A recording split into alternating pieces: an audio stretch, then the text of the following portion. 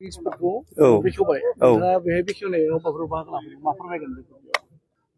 गिबियावनो आंनो बे आइफवालि कमिटिनि प्रेसिडेन्ट सेक्रेटारिजों लोगोसे बे जोंना कमिटिनि मावथि हान्जा बिथांमोना जे एफा खस्थ' खालामनानै हर सान मावदों खोमा निस्सय खामानिखौ दिनै एफा बारा रायजो राजाखौ सन्थुष्ट खालामनो थाखायनो दिनै बिसोर खस्थ' खालामदों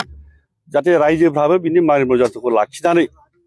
जाहाथे लेथ्रा फेथ्रा खालामा पिकनिक जानानै डिसिप्लिन साफा सुफाफोरखौ एसे जाहाथे मेनटेन खालामो आरो आं जिथु इउथ बिसेसकै आं इउथखौ खावलायगोन लोंला जाला बांद्राय खालामनो नाङा डिसिप्लिनाव थाथों आं बेखौ खावलायो बाइक साग्लुंलाबायनाय मालाबायनाय बिसेसकैथ' जों बांद्राय मेक्सिमाम एक्सिडेन्टखौ जोङो पिकनिक बे निउ इयार बेफोराव जों नुनाय मोनो दा बेखायनो जाहाथे बिदि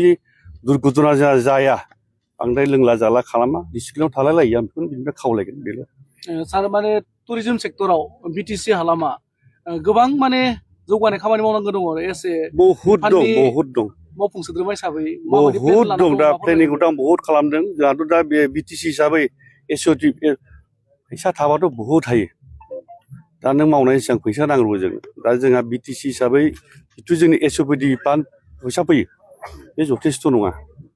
दा आं बहुद सालायजारि नायबाय सेन्ट्रेलनिफ्राय जों माबा मोनसे गिदिर गिदिर मोजां टुरिजम प्लेस इक' स्पट बिदि माबा माबि लाबोनो हायो नामा